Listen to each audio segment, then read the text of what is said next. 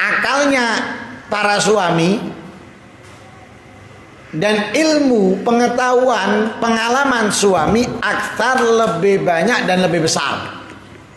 Ini nggak bisa dipungkiri. Tidak bisa dipungkiri. Suami atau laki-laki ilmunya itu lebih banyak daripada istri atau perempuan. Kalaupun ada sebagian kecil, istri lebih pintar, istri lebih mengerti dari suaminya, ada bukan nggak ada, tapi kebanyakan. Jangan kita pakai hukum itu dengan yang sedikit, pakai hukum itu dengan yang banyak, yang global. Globalnya apa? Globalnya laki-laki itu lebih pintar daripada perempuan.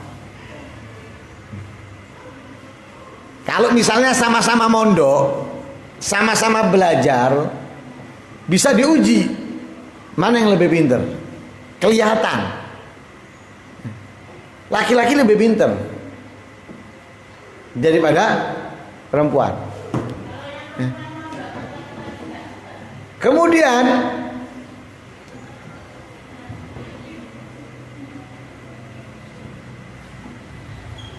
kalaupun yang perempuan itu mondok, laki tidak, tapi akalnya laki-laki masih lebih hebat daripada akalnya perempuan. Makanya bisa jadi ilmunya si istri lebih banyak, tapi akalnya suami yang lebih banyak. Lah ilmu tanpa akal itu nggak jalan sempurna. Ilmu tanpa akal tidak berjalan sempurna. Akal tanpa ilmu masih bisa jalan. Dengan ilmu lebih bagus jalannya. Paham ini ya? Jadi akal dan ilmu jika jalan bersamaan itu sempurna. Tapi kalau hanya akal tanpa ilmu masih bisa jalan. Tapi ilmu tanpa akal sulit, ngawur. Makanya laki-laki lebih diunggulkan. Ini pertama. Kemudian wa qulubahum alal a'mali syaqqa asbar. Hati para laki-laki atau suami, begitu juga akal laki-laki atau para suami, pemikiran laki-laki atau suami atas pekerjaan yang berat, beban yang berat itu lebih sabar. Kasih contoh. Kalau laki-lakinya asalnya punya pekerjaan, punya penghasilan, kemudian ada masalah di dalam perusahaannya atau pekerjaannya,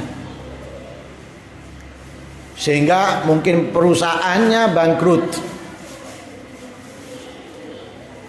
jatuh, suami nganggur, masih ada uang pesangon misalnya atau sisa gaji. Mungkin perempuan itu sudah mulai bingung, istri mulai bingung.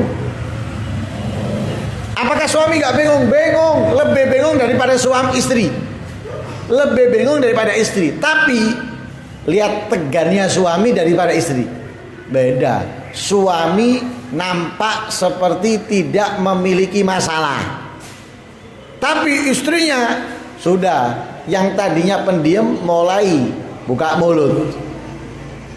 Yang tadinya pendiam mulai buka mulut. Jadi ibarat burung itu mulai enak panganane, akhirnya mulai iso ngoceh, mulai iso ngerowen. Tambah parah, habis keuangannya. Wah, ibarat burung itu sudah lihai untuk mengikut tanding menang, ngocet tuh. Oh ini, untuk itu dan lain sebagainya, macam-macam. Lah, kalau laki-laki tetap sabar. Lah mereka karena nggak sabar, akhirnya terkadang banyak dari mereka itu karena suaminya jatuh atau sudah tidak memiliki penghasilan, mulai membanding-bandingkan. Oh enak orang itu, suaminya baik, suaminya ngasih ini, ngasih itu, bisa ini, bisa itu, mulai membanding-bandingkan. Lah ini kebodohannya. Ini kekeliruannya. Kenapa? Nggak sabar dia. Tidak sabar. Akhirnya kebanyakan kalau sudah seperti itu apa? Minta cerai. Dianggap sudah tidak menafkahi.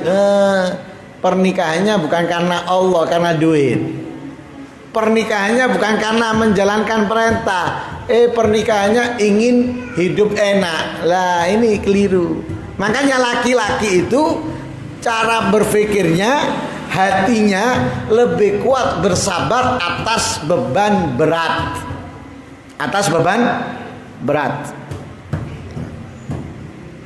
Dan masih banyak lagi tentunya. Nah, kalau kita sebutkan satu persatu di sini wakeh. Ya, wakeh.